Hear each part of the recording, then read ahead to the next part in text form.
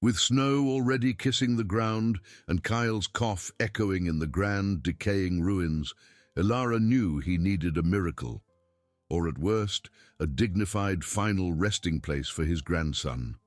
With the little strength he had left, he lifted the oldest slab from the ground, heavy and covered with centuries of dust and oblivion, to dig a grave. But instead of cold earth, a warm, humid steam rose, carrying with it the scent of minerals and the promise of life.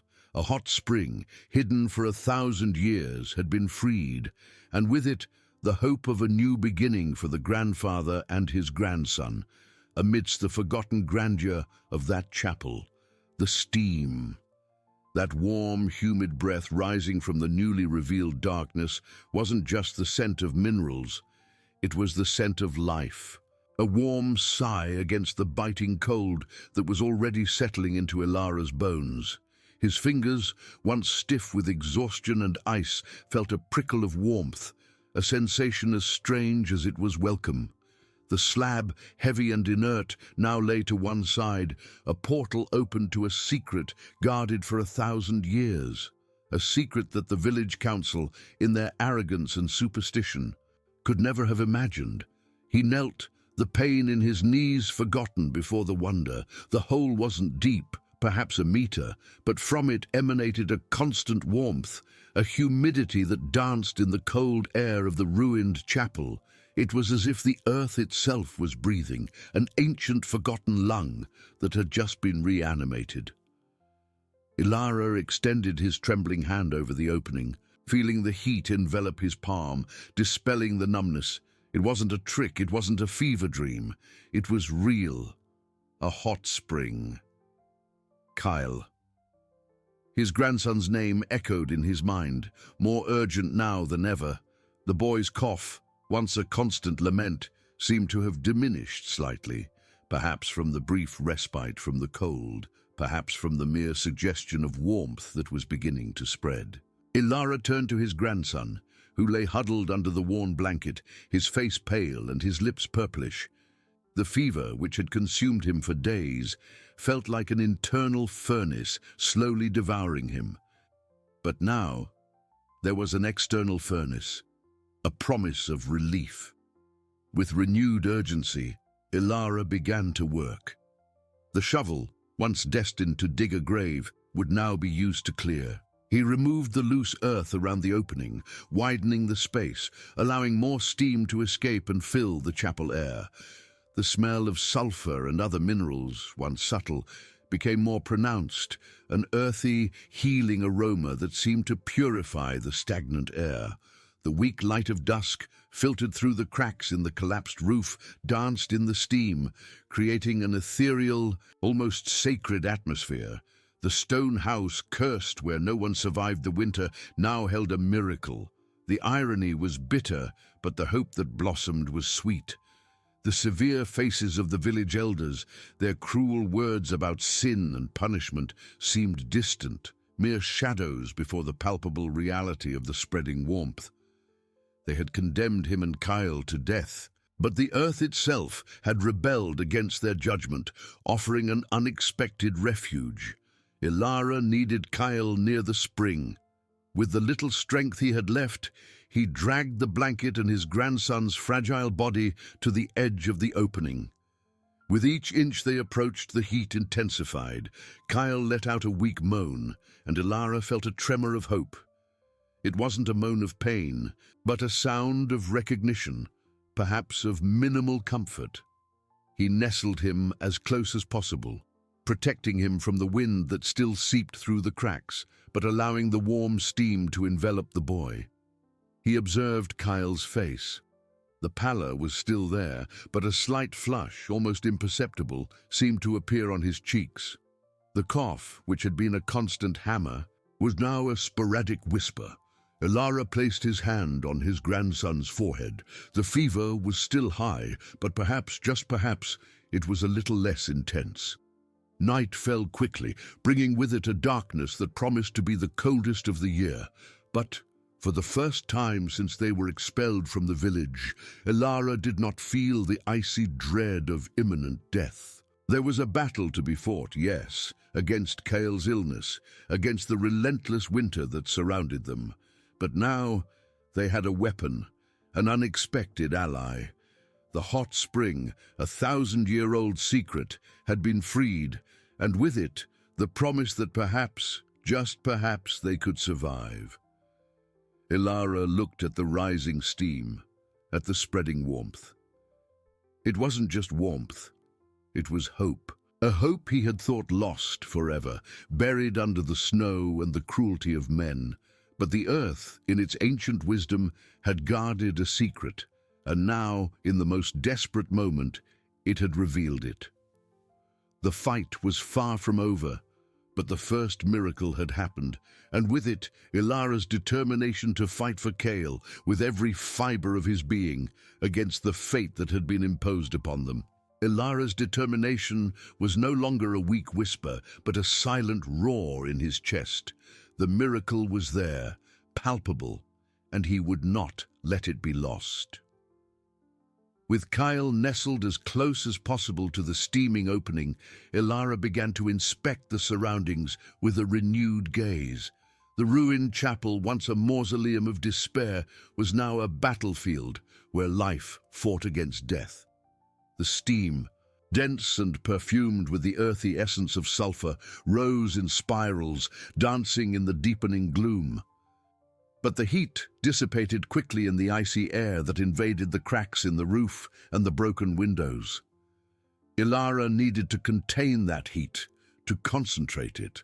His eyes swept over the rubble, every fallen stone, every piece of rotten wood, now seen not as ruins, but as tools. He began to drag the smaller stones and lighter pieces of wood, forming a rudimentary barrier around the opening. It wasn't a solid construction, but a desperate effort to create a microclimate, a cocoon of warmth for Kyle. Every movement was an agony for his tired muscles, but the image of his grandson's pale face, the cough that still shook him, was a relentless whip. He stacked the stones, blocking the strongest drafts, feeling sweat run down his forehead, mixing with soot and dust.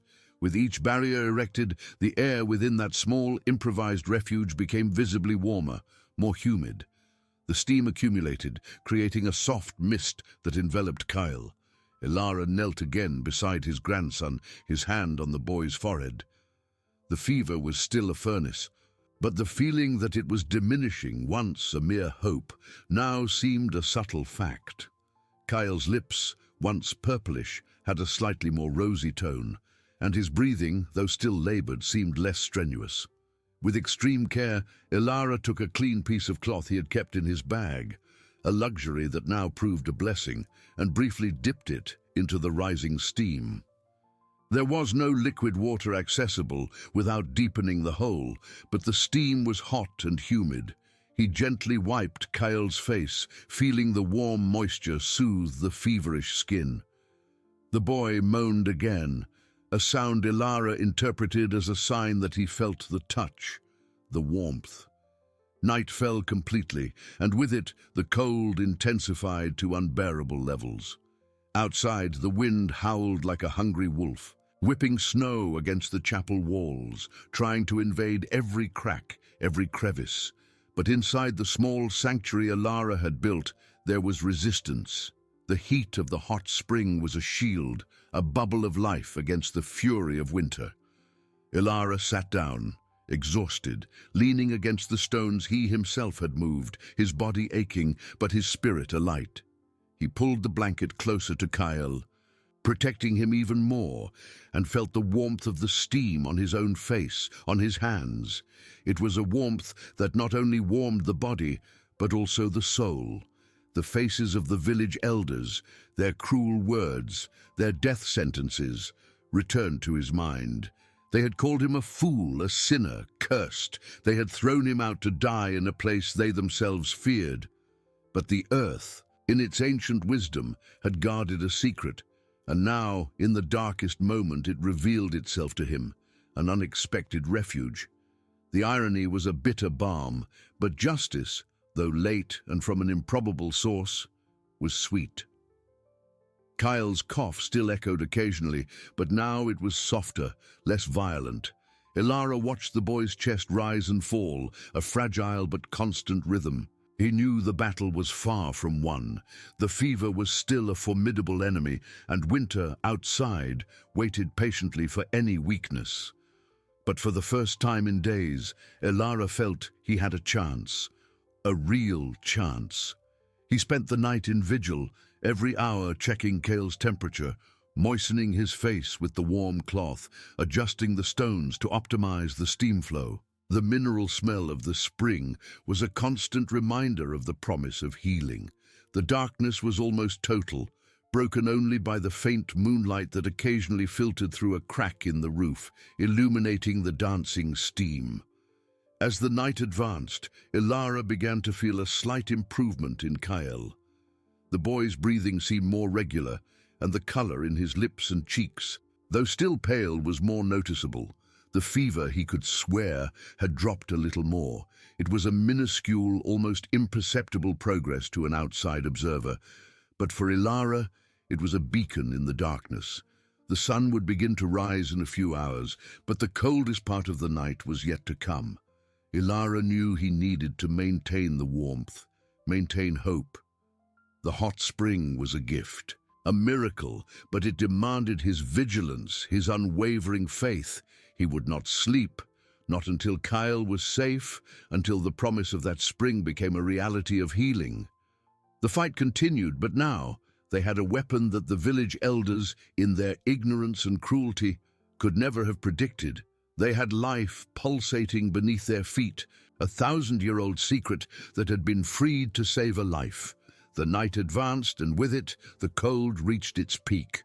Outside, the world was a shroud of ice and darkness, where the wind howled like a pack of hungry wolves, whipping snow against the walls of the ruined chapel. Every gust seemed a deliberate attempt to invade the small sanctuary Ilara had erected, to extinguish the fragile flame of life he protected. But within that improvised cocoon of stones and hope, the heat of the hot spring pulsed, an underground heart beating against the fury of winter.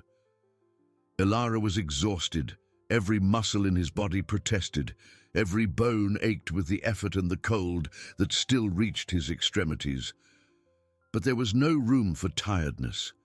His eyes, bloodshot and heavy, constantly swept Kale's face, then the stones blocking the cracks, then the rising steam, a cycle of uninterrupted vigilance.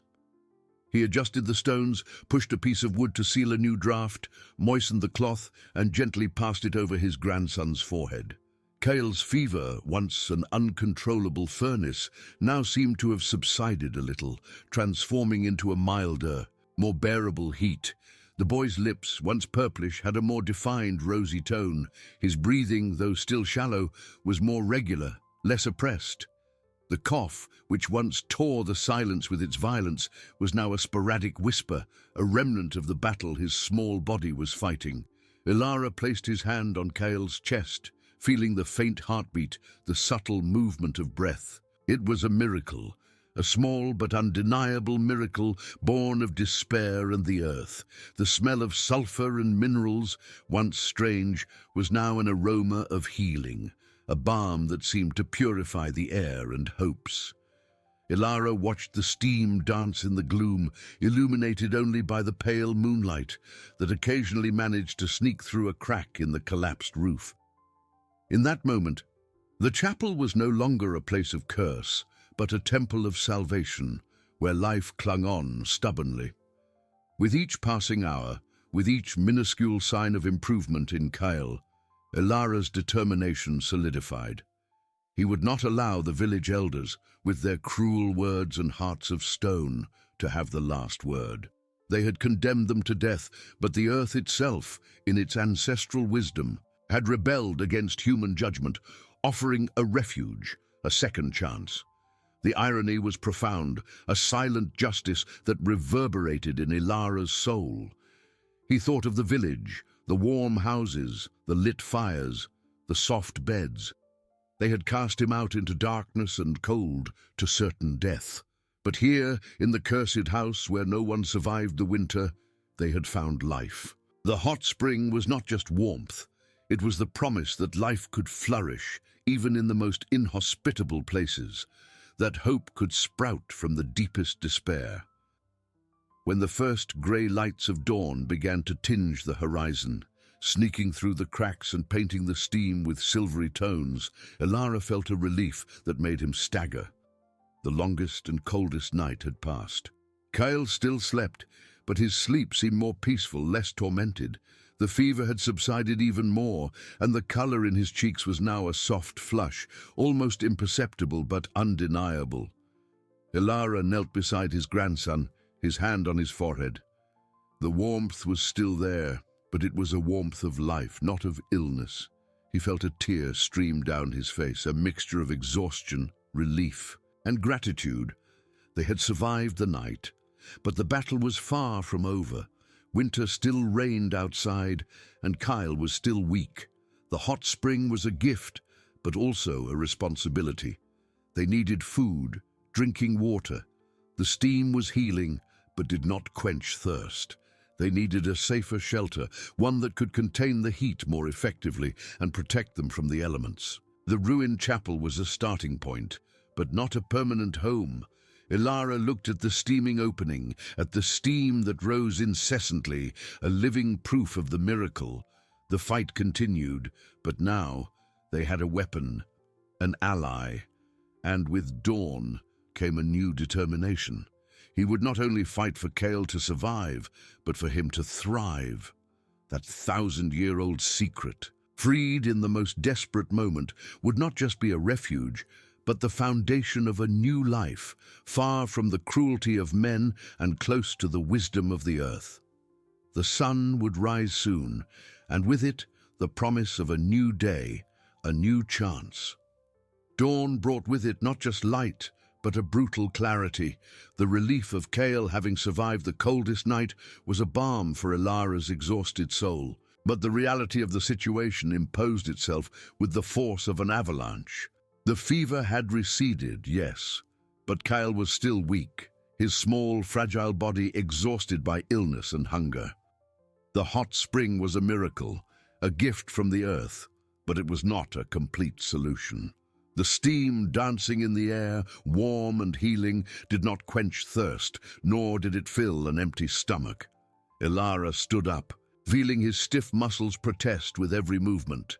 The grey light filtering through the cracks revealed the precariousness of their refuge. The stacked stones were a temporary shield, the ruined chapel, a roof barely holding on. He needed more. He needed drinking water, food, a shelter that could withstand the continuous fury of winter. With a last look at Kyle, who slept a deeper, more peaceful sleep, Elara made a decision. He needed to go out. The world outside was an enemy, but also the only source of survival. With each step towards the improvised opening, the heat of the spring diminished, and the biting cold of winter seeped in. An icy reminder of the battle they still faced. The door, or what was left of it, was covered by a thick layer of snow and ice. Elara used his bare hands, already numb, to scrape away the snow, feeling the sting of the cold that seemed to penetrate to his bones. The wind howled outside, a ghostly lament that promised death. When he finally managed to open a crack, the icy air invaded the small sanctuary, stealing some of the precious warmth. The outside world was a desolate landscape of white and grey. The forest, once a labyrinth of life, was now a tangle of bare branches and snow-covered trees, silent and menacing. The snow reached his knees, and every step was a Herculean effort. Elara knew that time was a luxury they did not possess. He needed to find water, and fast. The snow, though abundant, was too cold to be consumed directly without melting it, and that would require fire, something he had no way of lighting without dry wood and an ignition source. His eyes scanned the landscape, looking for any sign of a stream that might not be completely frozen, or perhaps a puddle of water that might have been protected from the most intense cold. It was a desperate, almost futile search. He moved away from the chapel a little, with each meter feeling the warmth of the spring diminish, hope fading a little more. The sight of the village, distant and shrouded in chimney smoke, brought a pang of bitterness. There they had water, food, warmth. Here there was only the uncertain promise of an underground miracle and the relentless fury of nature. Suddenly, his eyes caught something. A peculiar rock formation, partially covered in snow, but with a dark patch that suggested a flow of water.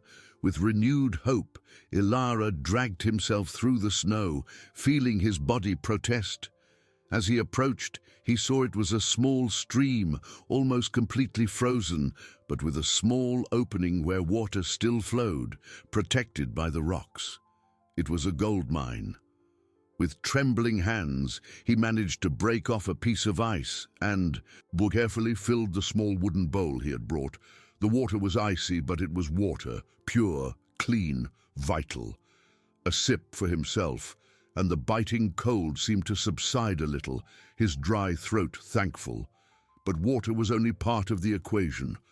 Hunger was a silent but equally deadly enemy. He had nothing, no provisions, no traps, no hunting skills. The village elders had not only expelled them, they had stripped them of everything, hoping that hunger and cold would do the rest. Ilara returned to the chapel, the bowl of water protected against his chest. The warmth of the spring enveloped him again, a comforting embrace. He knelt beside Kale, who still slept. With extreme care, he moistened his grandson's lips with a few drops of the icy water, hoping the boy would feel the relief. Kale moaned softly, and Ilara saw his lips move, trying to drink. It was a sign, a small but powerful sign of life. There was still much to do. The shelter needed to be improved. The cracks sealed. The chapel transformed from a temporary refuge into a home. He looked at the steaming hole, at the steam that rose, a constant promise of life. That 1,000-year-old secret, freed by the need for a grave, was now the foundation of their existence.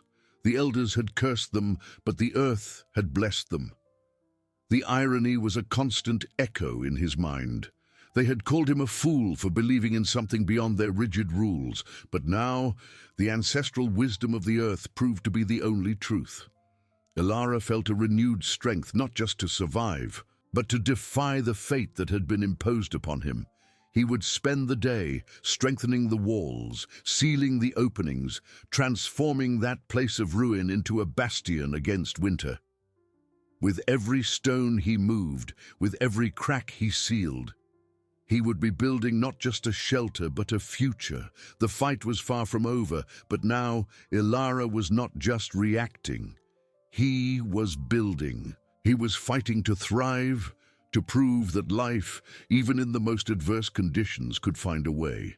The sun, now higher in the sky, cast a pale light on the snow, and Ilara felt the promise of a new day, a new chance pulsating in his veins. The hot spring was the heart, and he would be the hands that would build the body of their new existence. The sun, now higher in the sky, cast a pale light on the snow, and Ilara felt the promise of a new day, a new chance pulsating in his veins.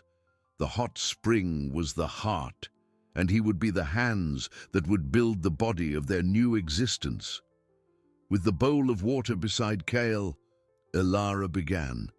Every movement was an effort, his stiff muscles protesting, but the urgency in his chest was a relentless engine. He needed to transform that ruin into a home, and fast. The stones of the chapel, once piled aimlessly, were now tools.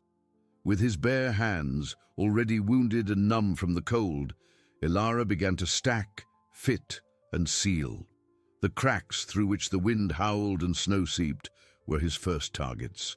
He used pieces of rotten wood found among the rubble, smaller stones, and even compacted snow, mixed with a little damp earth from the ground to create a kind of improvised mortar. It was a slow and agonizing job. The cold bit, even with the warmth of the spring just a few meters away. Every stone he lifted seemed to weigh double, and the wind outside seemed to mock his efforts, blowing with a ferocity that promised to dismantle everything he built. But Ilara did not give in. The image of Kale, fragile and asleep, was a talisman against despair. With each crack sealed, with each hole filled, he felt a small victory. The air inside the chapel, once a mixture of warmth and icy drafts, began to stabilize. The steam from the spring, once dispersed, now concentrated, creating a humid and warm atmosphere, a cocoon of life against the white death outside. He worked non-stop, time dissolving into a sequence of repetitive, painful movements. The sun rose and began to set, painting the sky with shades of orange and purple, and Ilara barely noticed. When the gloom began to swallow the daylight, Ilara allowed himself a brief rest. He knelt beside Kyle. The boy still slept, but his sleep was deeper, more natural. The color in his cheeks was more evident, and his breathing, though still weak, seemed more regular. Ilara moistened his grandson's lips again, and this time Kale swallowed more easily. It was progress, a sign that life was indeed clinging on. The relief was a warmth that spread through his chest, more potent than that of the spring. But Ilara's stomach rumbled, a cruel reminder that water and warmth were not enough. Hunger was a silent predator, lurking in the shadows. He had built a shelter, but without food, it would only be a warmer tomb. The prospect of going out again into the imminent darkness and biting cold was daunting, but the need was imperative. He could not wait. Kyle needed food to regain his strength. With a heavy sigh, Ilara stood up. The chapel was safer, warmer, but the forest outside was still an icy mystery. He had no traps, no weapons, no hunting experience. The village elders had made sure he had nothing. It was a slow but effective condemnation. Still, he had to try. He opened the improvised door, and the icy wind hit him like a punch. Darkness had already swallowed the landscape, and the forest was a shapeless mass of shadows and ghostly silhouettes. The snow, now deeper with the continuous fall, reached almost his waist in some places. Ilara dragged himself, his eyes scanning the ground, the branches, anything that could offer sustenance.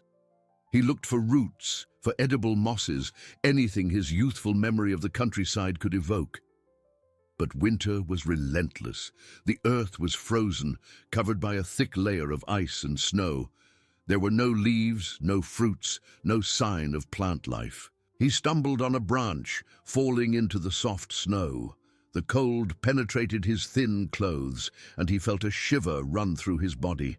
Despair threatened to set in. The vastness of the forest, the oppressive silence, the feeling of being an insignificant particle against the fury of nature. He thought again of the village, of the lights that perhaps still shone in the distance. They were warm, fed, safe. And he was here, on the verge of exhaustion, looking for food in a white desert. The irony was a bitter poison in his mouth. Suddenly, a movement. A small grey blur, quick as lightning, crossed his field of vision. A rabbit. His heart pounded. It was small, thin, but it was food. Ilara, without thinking, tried to chase it, but the animal was too fast, disappearing among the snow-covered bushes. He knew it was useless. Without traps, without a bough, without even a sharp stone, he had no chance. Frustration was a knot in his throat. He continued the search, more out of stubbornness than hope. His fingers were numb, his feet frozen. He felt the sting of the cold bite into his lungs with every breath. After what seemed like an eternity, finding nothing, Ilara was forced to admit defeat. He needed to go back. Kyle needed him. With his body trembling from cold and exhaustion, he dragged himself back to the chapel. The warmth of the spring enveloped him like a welcome embrace, and he felt tears well up in his eyes. Not from sadness, but from deep exhaustion and the magnitude of the challenge they still faced. He had failed to find food. That was the next great obstacle, and it seemed insurmountable. He sat near Kyle, watching the steam dance in the gloom. The chapel was warmer, more protected. Kyle was stable, but hunger. Hunger was a threat that could not be ignored. Ilara knew that the fight was far from over.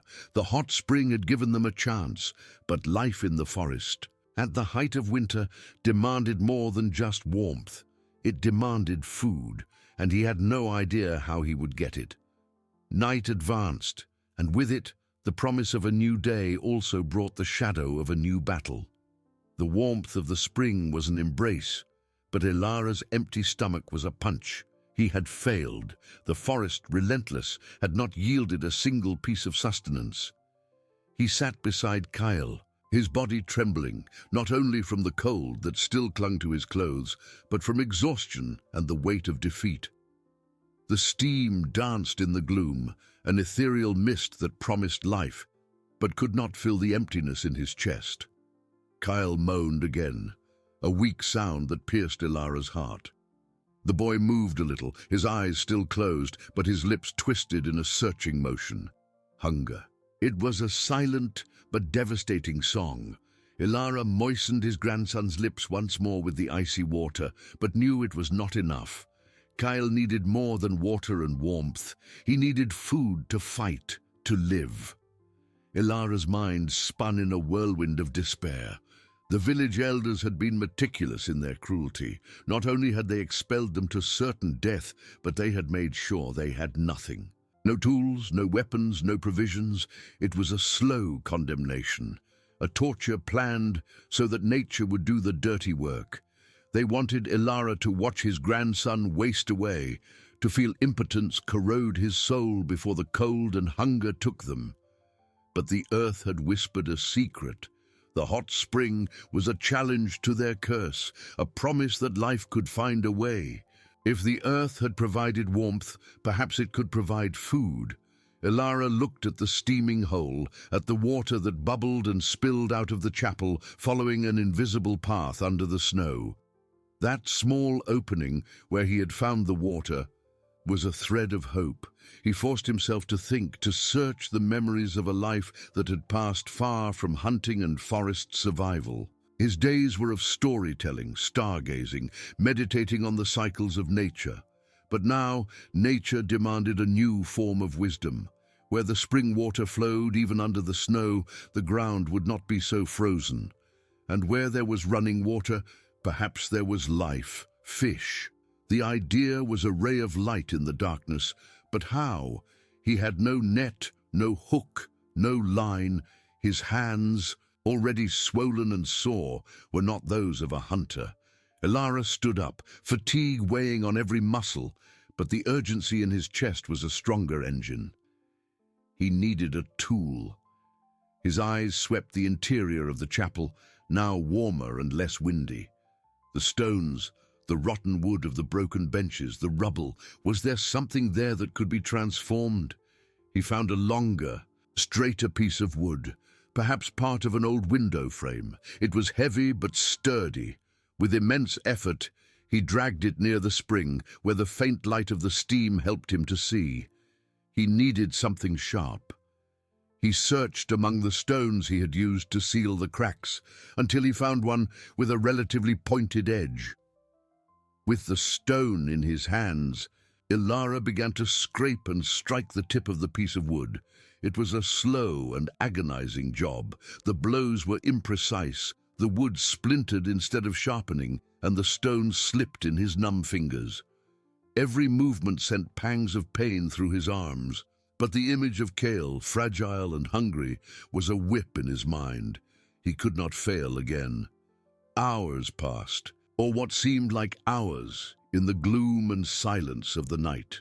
The repetitive sound of stone striking wood was the only noise, a testament to his stubbornness.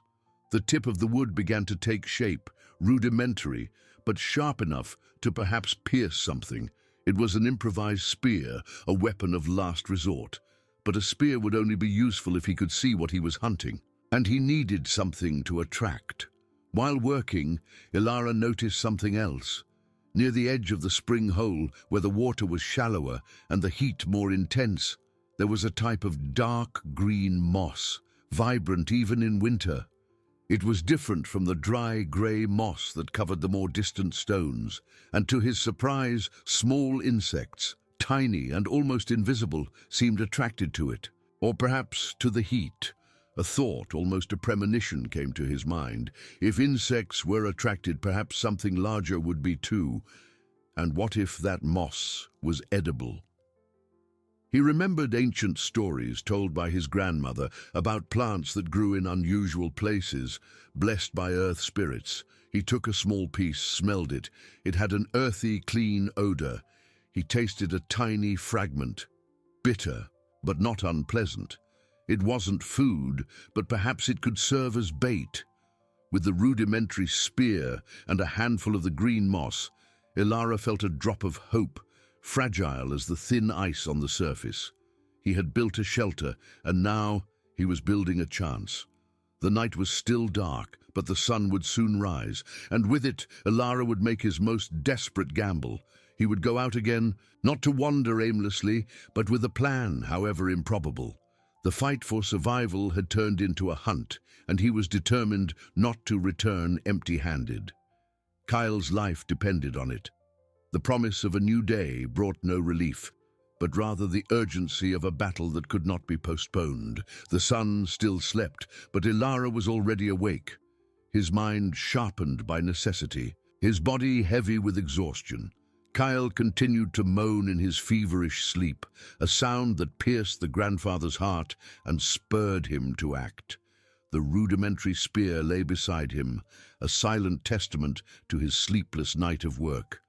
The green moss, vibrant and strangely hopeful, was wrapped in a piece of cloth ready to be used. The warmth of the spring was a balm, but hunger was a torment. Ilara knew he could no longer delay. Kyle's life depended on that desperate act. He stood up, every muscle protesting, and picked up the spear.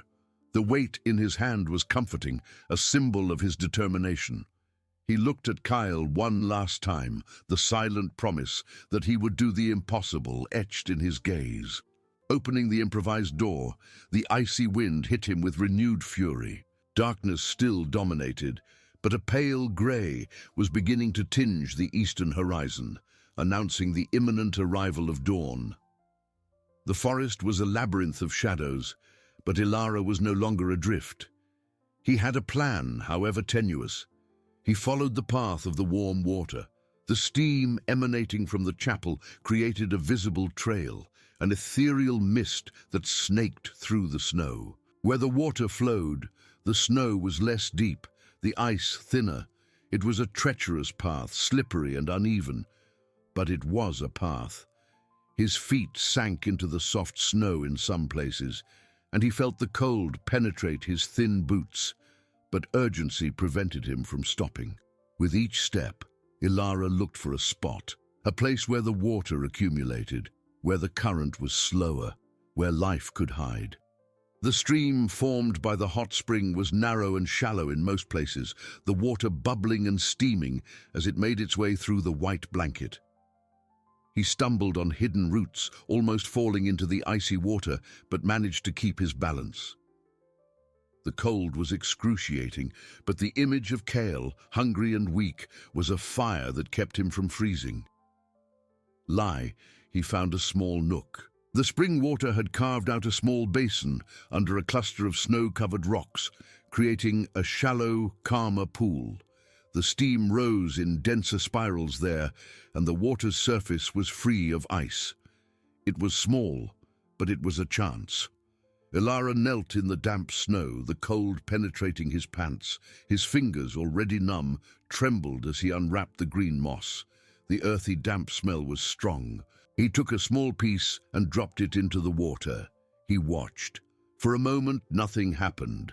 The water bubbled gently, the steam rising. Despair threatened to return, a cold deeper than that of winter. Then a movement. Tiny dark spots, almost invisible, began to cluster around the moss. Insects. The bait was working. He picked up the spear, its rudimentary point aimed at the water. His eyes scanned the surface, looking for any sign of larger life. Time dragged on, measured only by the accelerated beating of his heart and the growing pain in his knees and hands. The cold was a constant presence, a silent enemy that tried to paralyze him. He felt the sting of the cold bite into his lungs with every breath, but he could not give up. Suddenly, a shadow, a quick movement beneath the surface, a fish, small, perhaps no larger than the palm of his hand, but it was a fish. His heart pounded. It was a trout, lean and agile, attracted by the insects and the warmth of the water. Ilara raised the spear, his body tense, every muscle prepared. He waited, breath held, gaze fixed on the fish. The animal swam in circles, cautious, but hunger drove it towards the bait. When the fish came close enough, Ilara struck. It was an awkward movement, driven by pure necessity. The spear plunged into the water, raising an icy splash that hit him in the face. For an instant, he thought he had failed. The spear seemed to have hit only water, but then he felt a slight weight, a resistance. With a quick, desperate pull, Ilara withdrew the spear. Caught on the wooden tip, a small silver fish struggled. It was tiny, almost insignificant, but it was life. It was food. A wave of relief, so intense it almost made him cry, swept over Ilara. He held the fish with trembling hands, its body still struggling. It wasn't much, but it was a beginning. It was proof that the hot spring offered not only warmth, but also sustenance. The earth, which seemed to have condemned them, also offered them a chance. He took another piece of moss and dropped it into the water. Where there was one, perhaps there were more. Hope, once a thin thread, now strengthened, though still fragile.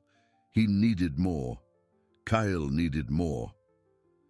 Ilara continued, pain and cold forgotten in the urgency of the hunt. He knew that winter was relentless, that each day would bring new challenges, but now he had a tool, bait, and a small glimpse of success. He had failed in the forest, but the water, the same water that had saved Kyle from the cold, now promised to save him from hunger. With each fish he managed to catch, however small, Ilara's determination solidified. He was not a hunter, but he would become one. He was not a warrior, but he would fight. For Kale, he would do anything. The sun finally began to peek through the trees, painting the sky in shades of pink and orange. The light brought with it not only dawn, but the promise of a new battle, and Ilara was ready to face it. He had a handful of fish, small but precious, and renewed hope in his heart. The fight for survival had just begun, but they were no longer alone. The earth had spoken, and Ilara had listened. The sun, a pale and distant disk, finally broke through the curtain of clouds, painting the horizon with shades of rosy grey that barely warmed the landscape. For Ilara, however, it was a beacon, a reminder of the fleeting time, of Kale's life ebbing away with every minute. With the small fish, still feebly struggling, impaled on the tip of his improvised spear, he began the journey back to the chapel. Every step was a battle against the cold that intensified with the morning breeze. The steam from the hot spring was his guide, a ghostly trail snaking through the snow. His fingers were numb. The pain in his knees and back was constant. But the weight of the fish, however small, was an invaluable treasure. It was not just food, it was proof that hope was not a mirage. As he approached the chapel, the warmth emanating from the cracks was a welcome invitation. He pushed open the improvised door, the creak of the wood echoing in the silence. Inside, the gloom was broken only by the soft glow of the bubbling water. Kyle was as he had left him, breathing with difficulty, the weak moans still cutting the air. Ilara knelt beside his grandson, his heart heavy. The fever had not diminished, but the warmth of the spring seemed to have prevented the worst. He touched Kyle's forehead, still warm, but perhaps a little less scorching. "Kyle, my little one, Grandpa brought food." Ilara's voice was hoarse, choked with emotion and exhaustion. "But how to cook the fish?" There was no fire, no pots. The idea of eating them raw was unthinkable for Kyle's fragile stomach. Ilara looked at the spring, the dense steam rising, the water bubbling gently. The heat. It was the answer. The spring itself would be his stove. He searched among the rubble, the broken tile pieces, the stone shards. He needed something that could hold the fish, something that could be submerged in the hot water without disintegrating. His eyes fell upon a piece of slate tile, smooth and relatively flat, that had been used to seal a crack. It was perfect. Carefully, Ilara cleaned the tile with fresh snow, removing dirt and dry moss. He removed the fish from the spear, each one a miniature miracle. He placed them on the tile side by side, their silvery bodies reflecting the faint light. Then, with the tile in his hands, he slowly submerged it in the hottest part of the spring, where the water gently boiled. The smell. A subtle aroma of cooked fish began to spread through the humid, warm air of the chapel. It wasn't the smell of a feast, but it was the smell of life, of hope. Ilara watched, fascinated, as the fish flesh changed from translucent to opaque, slowly cooking in the earth's ancient heat. It took what seemed like an eternity, but finally the fish were ready. The flesh was soft, delicate. Ilara removed the tile from the water, steam rising in spirals. He waited a moment for them to cool slightly, then, with trembling fingers, he carefully flaked off a small piece of fish. He approached Kale, who slowly opened his eyes, his vision blurry. "Kale, eat. It's fish. It will give you strength." Ilara brought the piece of fish to his grandson's mouth. Kale hesitated for an instant, then, with a visible effort, swallowed. A small glimmer of recognition appeared in his eyes. Ilara offered another piece, and Kyle ate again, a little easier this time. It was a silent meal, filled with unspeakable emotion. Kyle ate the small fish, one by one, with each bite seeming to regain a fragment of his strength. It wasn't a miraculous cure, but it was a step. The warmth of the spring, the hot food in his stomach, the grandfather's presence. For the first time in days, Kyle's breathing seemed a little smoother, the fever, perhaps, a little less cruel. Ilara felt a wave of relief so profound that his legs almost gave way. He had succeeded. He had brought food. But the joy was quickly tempered by reality. The fish were tiny, and Kyle needed much more to fully recover. That was just a palliative, a respite in the long battle. He looked at the spring again, his eyes scanning the bubbling water, the vibrant green moss on the edges. If small fish were attracted by the moss and the heat, what else could be there? The forest was a graveyard, but the spring was an oasis. Was there more life hidden there, waiting to be discovered? Ilara knew that the hunt was not over. In fact, it was just beginning. He needed more fish, perhaps larger fish. And what if the spring attracted other animals? The hot water flowing out of the chapel, forming the small stream, was an open invitation to life in a frozen world. Exhaustion hit him in waves, but the image of Kale, now sleeping with a slightly more peaceful expression, was an inexhaustible engine. He could not rest. Not yet. Winter was a relentless enemy, and hunger a constant shadow. But Ilara had found a glimmer of light. He had a tool, bait, and proof that the earth, which had exiled them, also offered them a path. He needed a more comprehensive plan, a strategy to ensure that Kale not only survived, but thrived. The spring was an ancient secret, and Ilara was just beginning to unravel its mysteries. What else did it hide? What other gifts had the earth kept for them for 1,000 years under that stone slab? The battle for survival had turned into a quest, and Ilara was ready to dig deeper, to go beyond what anyone ever imagined. Kale's life depended on it, and Ilara would not fail. The sun, now a pale dot on the grey horizon, offered no warmth, only the cruel reminder that time was a luxury they did not possess. Kyle slept, a fragile sleep. but more peaceful than Ilara had seen him in days.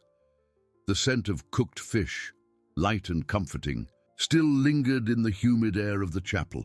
It was a miracle, a small breath of life in a dying world. But Ilara knew it was not enough. The fish were small. Kale's fever, though abated, was still a constant threat. The battle for survival was far from won. His tired eyes swept the chapel, resting on the bubbling spring, the vibrant green moss on the edges, the dense steam rising in spirals, the promise of life emanating from that hole in the earth. And then his gaze followed the water that flowed out, a small stream that snaked through the snow, a thread of hope in a white blanket. The warm water. It not only filled the spring, but flowed out, creating a path, a corridor of life amidst the frozen desert. Exhaustion was an overwhelming weight. Every muscle ached. Every joint protested. But the image of Kale, his face pale and fragile, was an inexhaustible engine. Ilara could not rest. Not yet. He needed more. He needed a strategy, a plan that went beyond fishing small fish with an improvised spear. He needed to understand what else the hot spring, the 1,000-year-old secret, could offer. With a sigh that seemed to rip the last vestiges of air from his lungs, Ilara stood up. He picked up the spear again, its weight familiar in his numb hands. He needed to follow the stream. Where there was warmth, there was life. Where there was life, there was hope.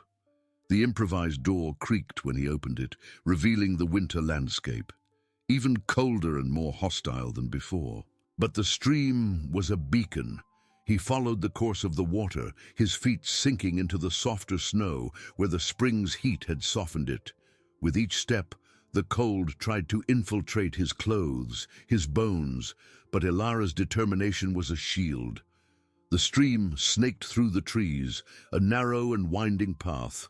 The vegetation on the banks was notably different from the surrounding forest. The moss was denser, greener, and in some places small aquatic plants, dark green and resistant, sprouted from the water.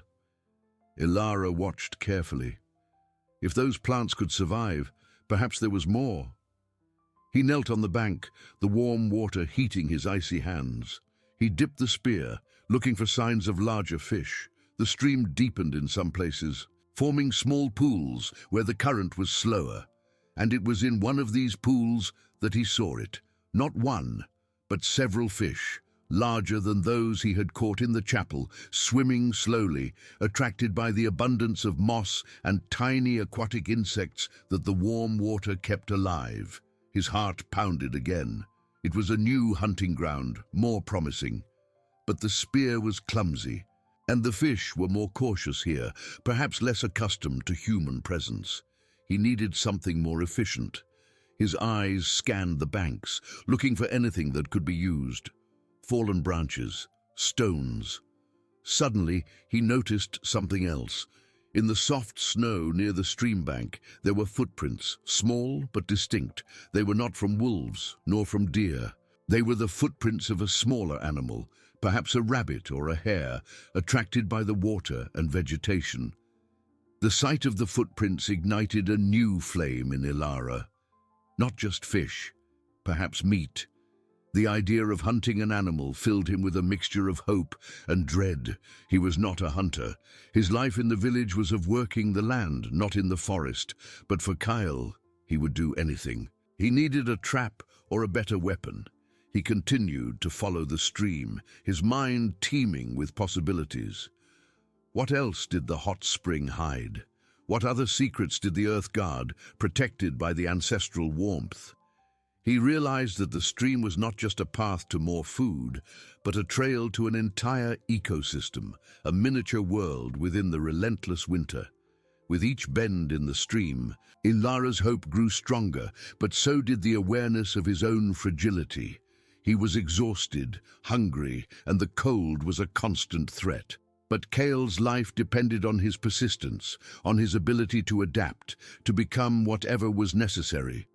The spring had given them a chance, and Ilara was determined to seize it, to unravel each of its mysteries, however deep and ancient they might be. The hunt had expanded, and Ilara, the old peasant, was transforming into a hunter, a survivor, a guardian. The battle was just beginning, but now he had a map, the warm stream that snaked through the heart of winter. The warm stream snaked, an umbilical cord of life amidst the frozen vastness. Every step Ilara took was a battle against exhaustion, but the image of Kyle, fragile and pale, was a fire that burned in his chest, propelling him forward. The old peasant, accustomed to arable land and the predictable rhythm of the seasons, was transforming. The forest, once a place of fear and superstition, now revealed itself as an open book, a map of survival he needed to learn to read. The footprints in the soft snow near the warmed bank of the stream were more than mere tracks. They were promises. Small and agile, they indicated the presence of hares or rabbits, creatures that in turn would attract larger predators. The food chain, brutal and relentless, was in full display, and Ilara realized he needed to insert himself into it, not as prey, but as a hunter. The spear, effective for the slow fish of the spring, was useless against the speed of a rabbit. He needed traps. His eyes, once fixed on the ground, now swept the forest with renewed intensity. He was no longer looking for dry firewood, but for materials, flexible branches, sturdy vines, sharp stones. The forest, which seemed dead, was full of resources for those who knew how to look for them. He found a tangle of thin, flexible roots, exposed by the erosion of the warm water. With his calloused hands, Ilara began to test their strength, pulling and twisting. They were fragile, but in quantity, they could form a snare. Ilara's mind buzzed with memories of hunting stories he heard in the village, told by the few hunters who ventured into the depths of the forest. Simple traps, snares made of animal sinews or hemp ropes. He had none of these materials, but he had the ingenuity of desperation. He began to gather the roots, carefully coiling them, forming a bundle. It was a slow and painful job, his fingers numb from the cold, but the sight of kale, the smell of cooked fish still in his nostrils, kept him from giving up. While working, Ilara noticed something else. The stream in some places formed small islands of land, where the vegetation was even more exuberant. In these spots, the moss was almost a tapestry, and among it, small bushes with dark red berries sprouted. Ilara hesitated. Berries were dangerous. Many were poisonous, but some were edible, a treasure of vitamins and energy. He remembered the berries his wife used to pick in the summer, before winter took them away. He didn't have the knowledge to distinguish the safe from the dangerous ones.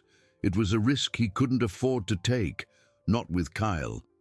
But the discovery reinforced the idea that the spring was a complete ecosystem, a refuge for life in all its forms. If there were plants, there were insects. If there were insects, there were fish and birds. And if there were birds, there were eggs. The promise was immense, but Ilara's ignorance was an obstacle as great as the cold. He continued to follow the stream, the sun now almost completely swallowed by the horizon. The faint light of dusk tinged the snow with blue and purple hues, and the shadows of the trees lengthened, transforming the forest into a labyrinth of ghostly shapes. The cold intensified, biting with more ferocity. Ilara knew he couldn't stay away from the chapel for too long. It was then that he saw it, not footprints, but a wider, dragged trail in the snow. They were from a larger animal, perhaps a deer, or, more worryingly, a wolf. The trail led away from the stream into the depths of the forest, but its proximity to the warm water was a grim reminder. The spring attracted life, but also dangers. The chapel was a sanctuary, but not an impenetrable fortress. The tension increased, a knot tightening in Ilara's stomach. He wasn't just hunting, he was also in a way hunted. The forest was no place for the weak. He needed to be quick, efficient. He needed not only to feed Kale, but also to protect him. With the bundle of roots firmly in his hand, Ilara decided to return. Night was falling, and visibility was rapidly decreasing. He needed light, warmth, and time to plan.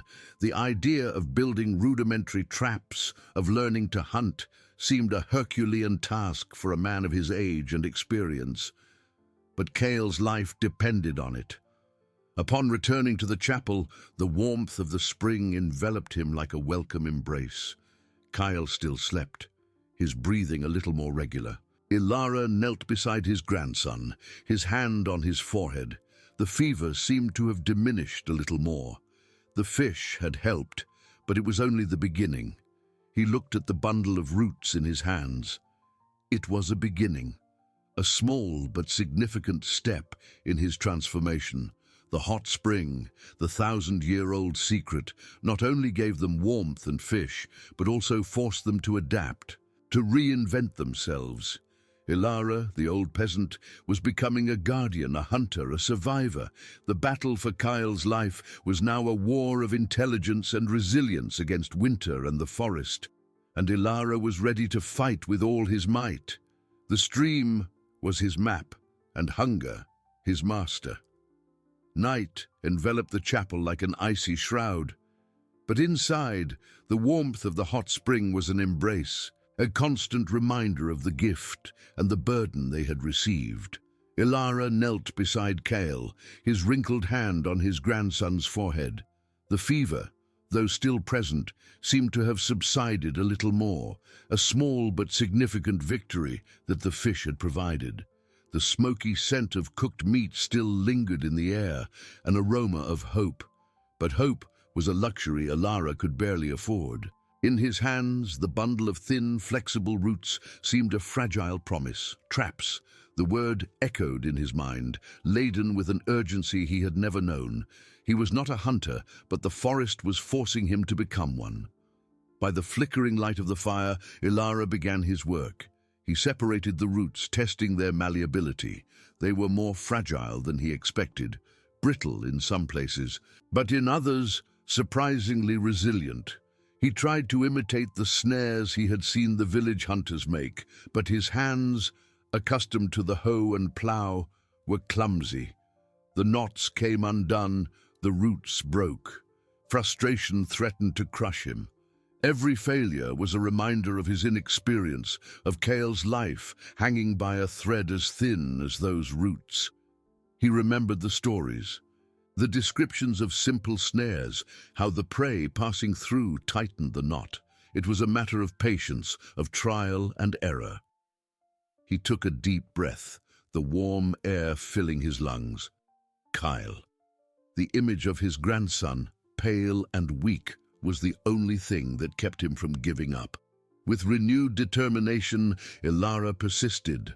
One by one, the roots began to yield to his will, forming rudimentary snares, but which seemed firm enough to hold a small animal. They weren't perfect, but they were the best he could do. While working, Ilara's mind wandered to the red berries he had seen. The risk. He couldn't afford to poison Kale. But what if he tasted them himself? A test. The idea was tempting, but years of wisdom warned him. One mistake could mean the end of both of them. He decided to postpone that exploration. For now, the priority was meat. The memory of the larger track in the snow, that of a deer, or more worryingly, a wolf, sent a shiver down his spine. The chapel was a refuge, but not a fortress. The improvised door was fragile. He needed to reinforce it. With a piece of wood he had used for the fire, he tried to wedge the door, making it a little harder to open from the outside. It wasn't much, but it was something. Vulnerability was a constant sensation, a weight in his chest. The night advanced, and Ilara, exhausted, finally fell asleep, the root snares beside him, the promises of hunting and protection in his disturbed dreams. At dawn, the cold seemed sharper than ever, but Ilara felt a renewed energy. Kyle still slept, his breathing a little stronger. It was a good sign. With the bundle of traps in hand and the improvised spear, Ilara opened the door, the steam from the hot spring quickly dissipating into the icy air. He followed the stream, his eyes sweeping the banks in search of hare and rabbit tracks. The hot spring ecosystem was even more complex than he had imagined. Near the water, the snow was thinner, revealing the damp, dark soil, covered by vibrant moss and aquatic plants that seemed to defy winter. He noticed small aquatic insects, tiny specks of life that darted on the water's surface, attracting fish. Ilara found a promising spot, a narrow path between snow-covered bushes, where rabbit tracks were denser. Carefully, he set the first trap. He buried a stake in the soft ground near the stream, tied one of the roots to it, forming a loop that lay slightly above the ground, camouflaged by snow and some thin branches. The bait, a piece of fresh green moss, was placed in the center of the loop. It was a simple trap, perhaps naive, but it was all he had. He continued, setting more traps at strategic points, always near the warm water, where life seemed to concentrate. On one of the small islands of land formed by the stream, he noticed something different. These were not the dangerous berries, but a kind of greenish lichen, growing in abundance on the warmed rocks. He remembered his mother, who sometimes collected lichen to make a bitter but nutritious stew in times of scarcity. It was a food source he had forgotten, a resource that the hot spring with its warmth made available even in the height of winter. With each trap set, Ilara's hope grew, but so did his anxiety. The forest was a place of patience, and he didn't have much time. The sun began to rise, tinging the sky with pale shades of pink and orange, but the cold persisted, relentless. He needed to return to Kyle. On the way back, Ilara allowed himself a moment of reflection. He, the old peasant, was transforming. With each step, with each trap set, he distanced himself from the man he had been in the village. The forest, once a place of fear and superstition, was now his battlefield, his provider, his master. He was learning to read its signs, to understand its rhythms. Upon reaching the chapel, the familiar warmth enveloped him again. Kyle still slept, but a slight flush colored his cheeks. The fever was subsiding. The fish had done its part. Now it was the trap's turn. Ilara sat down, exhausted, but with a new spark of determination in his eyes. The battle for Kyle's life was a war of intelligence and resilience against winter and the forest. And Ilara was ready to fight with all his might. The stream was his map, and hunger his master. The traps were set. Now, all that remained was the agony of waiting. The agony of waiting was a burden heavier than any log Ilara had ever carried. Every minute stretched into an icy eternity, filled by the oppressive silence of the forest and the constant sound of the bubbling stream. Inside the chapel, the warmth of the spring was a comfort, but it could not warm the anxiety that gnawed at the old peasant. He watched Kyle, his grandson's sleep still fragile, his breathing a whisper in the humid air. The fever had receded, yes, but the boy's pallor and thinness were a cruel reminder of the battle they still faced. Ilara tried to occupy himself. He reorganized the few provisions, sharpened the tip of the improvised spear with a rough stone, and even tried to reinforce the door again, adding another heavy log to wedge it. But his mind was on the traps, on the snow, on the footprints he hoped to find. The image of a rabbit or a hare caught was a tempting mirage, a promise of life he desperately needed to fulfill. Lie. The faint light of midday, filtered through the treetops, signaled it was time. The cold was relentless, but the urgency in his chest was stronger. With the spear in one hand and his heart pounding, Ilara opened the door, the steam from the spring escaping into the biting air. He followed the stream, his eyes sweeping the snow with an intensity he had never possessed before. The first trap, the one near the bushes, was intact. The moss bait still there, untouched. A pang of disappointment hit him, but he pushed it away. patience. The forest demanded patience. The second trap, set in a small natural gully, was also empty. Ilara felt a knot tighten in his stomach. What if his traps were useless? What if he wasn't capable? The voice of doubt was an icy whisper, almost as sharp as the wind. He continued, his steps heavy in the snow. The third trap was in a small clearing where the stream widened and the warm water created a microclimate of moss and low-lying vegetation. As he approached, Ilara noticed something. The snow around the trap was disturbed. Small, frantic footprints marked the ground. His heart leaped. There it was, a rabbit, small but real, caught by the root snare. The creature struggled, terror in its tiny eyes. Ilara felt a pang of pity, but necessity was greater. With a quick and decisive movement, he used the spear to end the animal's suffering. The weight of the rabbit in his hands was a victory, a relief so profound it almost made him kneel in the snow. It was small, but it was food. It was hope. As he collected the rabbit, Ilara noticed something else. Not far away, beyond the clearing, there was a fresh track, much larger than the rabbit's. The footprints were wide, deep, and led into the depths of the forest. A wolf. The same track he had seen before, but now it seemed more recent, closer. The spring attracted life, but also predators. The chapel was a sanctuary, but not an impenetrable fortress. The tension returned, a knot tightening in his stomach. He wasn't just hunting, he was also, in a way, hunted. With the rabbit firmly in his hand, Ilara decided not to check the other traps. The priority was Kyle, and the threat of the wolf was a grim reminder that he could not linger.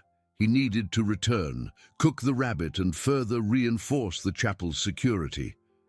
On the way back, Ilara paused briefly near the warmed rocks, where the greenish lichen grew in abundance. He remembered his mother's promise about its nutritional value. With the improvised knife, he carefully scraped off a good amount, wrapping it in a piece of cloth. It wasn't meat, but it was something, an extra layer of security. Upon returning to the chapel, the familiar warmth enveloped him again. But the feeling of vulnerability persisted. Kyle still slept, but the flush on his cheeks was more pronounced and his breathing more regular. The fever was subsiding. The sight of the rabbit in his hands brought a tired smile to Ilara's lips. He began to prepare the rabbit, the skin and entrails carefully removed. It was a job he never imagined doing, but his hands, once clumsy, now moved with a new efficiency, driven by necessity. The smell of roasting meat over the fire soon filled the chapel, an aroma of life and survival. While the rabbit cooked, Ilara prepared the lichen. He boiled it in a small metal container he had found, transforming it into a thick greenish paste. It wasn't appetizing, but it was nutritious. When Kale finally woke, his eyes widened at the sight of the roasted rabbit.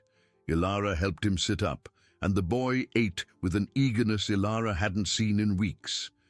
The meat, though little, was a balm for his weakened body.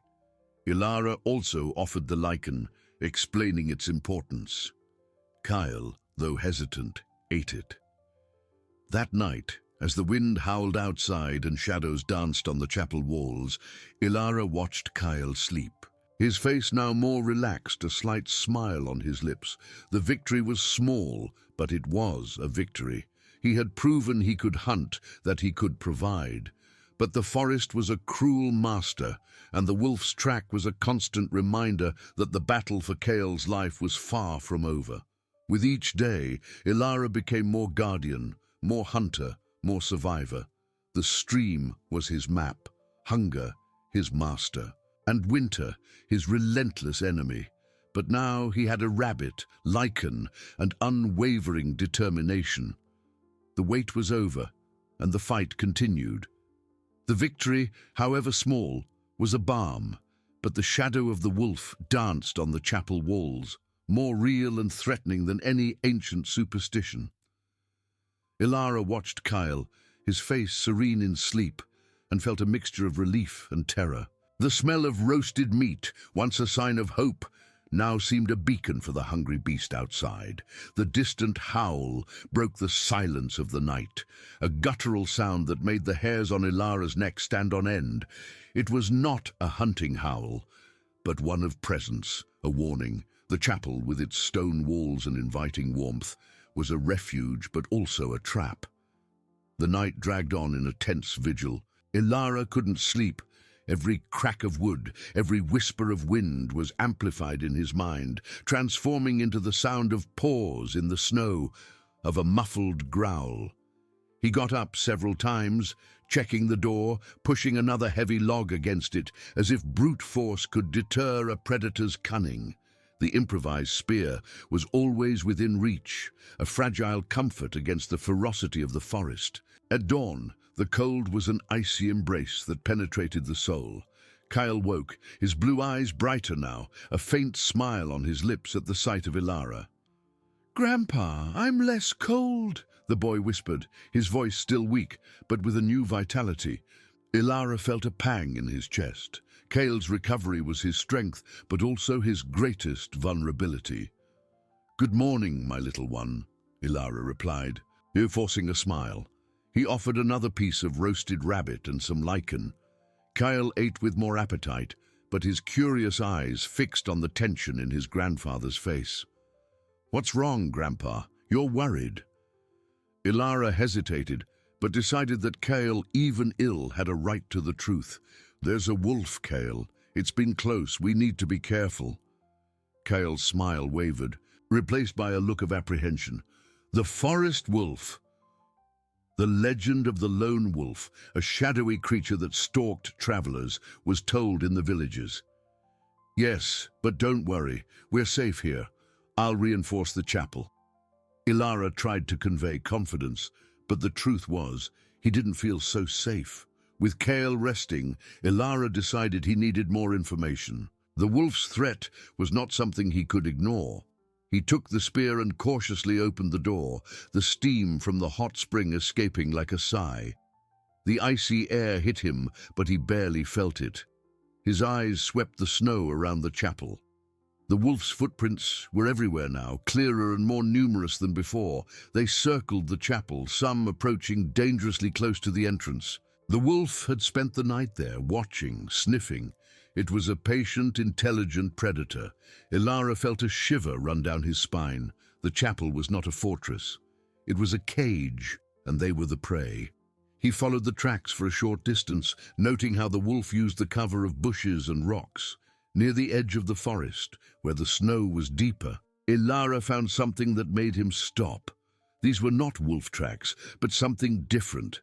A small pile of clean bones, remnants of a hare or a bird, and beside it, a tuft of dark grey, almost black fur. The wolf wasn't just hunting. It was marking its territory, leaving a warning. Suddenly, a movement at the periphery of his vision.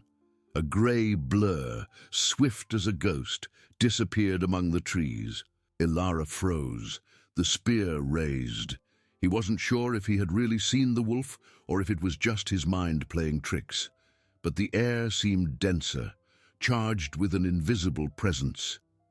He retreated slowly, his eyes fixed on the tree line. The forest, once a provider, now seemed a vigilant enemy. He needed a strategy, something more than just stacking logs. The hot spring, its warmth, its steam. Could it be a defense? Ilara returned to the chapel, his heart pounding. He looked at the stream flowing from the spring, the steam rising into the air. The warm water, rich in minerals, had a peculiar, almost sulphurous smell. He remembered ancient stories, how certain smells could ward off animals. And the steam. The steam could create a visual barrier, a natural smokescreen. He began to work. With the improvised knife and his calloused hands, he began to dig small channels in the damp earth around the chapel entrance, diverting part of the stream's flow to create small pools. The idea was that the steam from these pools, combined with the smell of the thermal water, would create a kind of olfactory and visual exclusion zone. It wasn't a perfect defense, but it was something. He also stacked more stones and logs, creating a higher and thicker barrier around the door and the small cracks. Kyle watched in silence, the fever subsiding, but worry growing in his eyes. "Will it work, Grandpa?" "We have to make it work, Kyle," Ilara replied, his voice hoarse with effort. He was exhausted, but adrenaline spurred him on. He was an old man, a peasant, but necessity was transforming him into a builder, a strategist. As the sun began to set, tinging the sky with shades of purple and orange, Ilara finished his work. The chapel entrance was now surrounded by a mist of steam that mingled with the icy air, and the smell of the thermal water was more pronounced. It wasn't impenetrable, but it was a barrier, a warning. That night, the wolf's howl was closer, more insistent. Ilara and Kyle huddled inside the chapel, the warmth of the spring a comfort against the cold and fear. The steam danced at the entrance, and the peculiar smell seemed to fill the air. Ilara heard the sound of paws in the snow, closer than ever, and then a low growl followed by a sniffing sound. There was a moment of tense silence, and then a sound of frustration, a grunt, and the sound of paws moving away. The wolf had approached, but something had stopped it. The steam, the smell. Ilara didn't know, but for now they were safe. The battle for Kyle's life had turned into a war of nerves against the forest and its predators. Ilara had adapted, he had fought, but the wolf was still out there, a constant reminder of the fragility of their existence. With each day he became more guardian, more hunter, more survivor. The stream was his map, hunger, his master, winter, his relentless enemy, and the wolf, his new and most dangerous adversary. The fight continued, and with each dawn, uncertainty was the only certainty. The night dragged on like a wounded beast, the wolf's howl transforming into a distant lament, a sound of frustration that echoed through the forest. Ilara didn't sleep. His eyes, red and tired, scanned the dancing shadows in the chapel, every crack of wood, every whisper of wind, a reminder of the threat that loomed outside. The steam from the hot spring, mixed with the sulphurous smell, seemed to dance at the entrance, an invisible but effective barrier that had deterred the predator, for now. At dawn, the cold was less biting, but Ilara's exhaustion was palpable. Kyle woke, his blue eyes now clear, the flush of fever gone. "Grandpa, is the wolf gone?" the boy asked, his voice still weak but with renewed curiosity. Ilara forced a smile, offering him the last piece of roasted rabbit and a little more lichen. "For now, my little one. But the forest is a place of many dangers. We must always be vigilant." The truth was, Ilara knew that the steam and smell tactic was only a palliative. The wolf was intelligent, patient. It would adapt. Food was running out again, and hunting became increasingly risky with the predator's constant presence. With each passing day, the siege seemed to tighten. Ilara felt the weight of responsibility, the burden of being Kyle's sole protector against an indifferent and hostile world.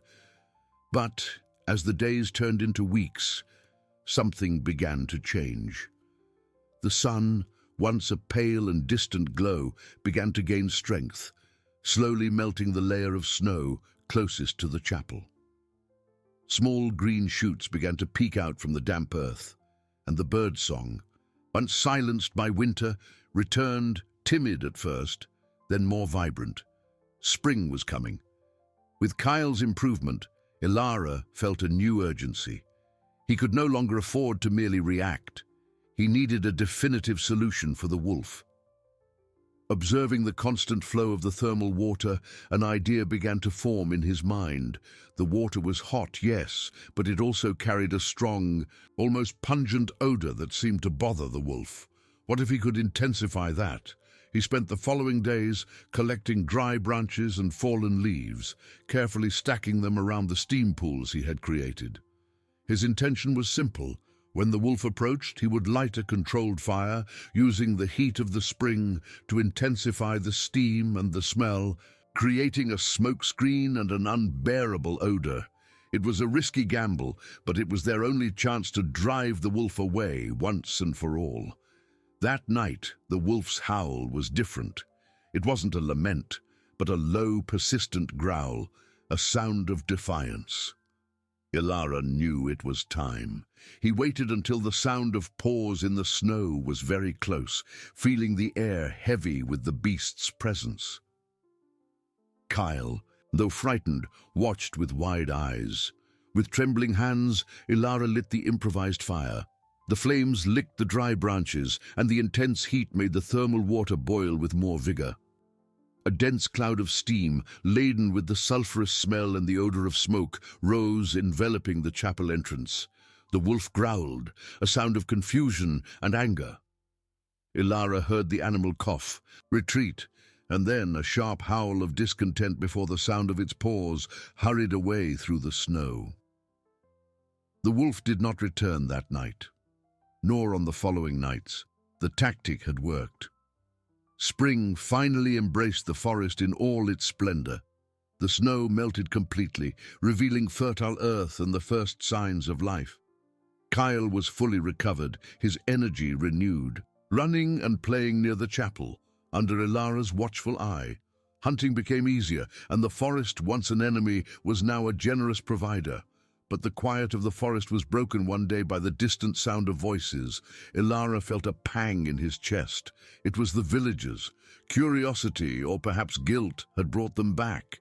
He picked up his spear, his old body, but now strong and resilient, ready for whatever came. When the group of villagers, led by the council members, emerged from the tree line, their eyes widened. They expected to find a ruined house, perhaps the remains of 2 frozen bodies. Instead, they saw the chapel, intact, with a column of steam gently rising into the blue sky. They saw Kale, a healthy and laughing boy, playing near a warm water stream. And they saw Ilara, standing at the entrance, not the bent old man they had expelled, but a man with the dignity and strength of one who had faced death and won. The silence that followed was heavy, laden with shame and shock. The council, once so arrogant, now seemed small and insignificant. The elder, the same one who had pronounced the sentence, was the first to speak, his voice choked. "Ilara! Kyle! How?" Ilara did not respond with anger or resentment. His voice was calm but firm, echoing the wisdom the forest had taught him. "The forest gave us what you denied us. The earth hid a secret for 1,000 years, a secret that only necessity and despair could reveal." He pointed to the hot spring, the steam dancing like an invitation. "The warmth you feared, the curse that condemned us, was our salvation." The villagers approached, marveling at the heat radiating from the earth, at the water that flowed, rich and promising. The hot spring, the heart of the cursed house, was a blessing, not a curse. It was a resource that could change the life of the village, a gift they had rejected. That day, the truth was revealed. The stone house was not cursed. It was a sanctuary. Ilara and Kale were not exiles, but discoverers. Winter, once a relentless enemy, had become a master, teaching them the resilience and strength they never knew they possessed. The village, confronted with its own cruelty and ignorance, was forced to recognize its error. The hot spring became the heart of a new era for the village. The chapel was renovated, no longer a refuge of despair, but a symbol of hope and renewal. Ilara and Kale returned to the village, not as beggars, but as silent heroes, their faces marked by ordeal, but their spirits unbroken. The story of the hidden spring, of the old man and the boy who survived winter in the cursed house, was told and retold, a living legend that reminded everyone that, even in the depths of despair, life finds a way, and that the greatest treasures are often hidden where we least expect them. The struggle had ended, and the victory, won with sweat and courage, was an eternal testament to the strength of the human spirit.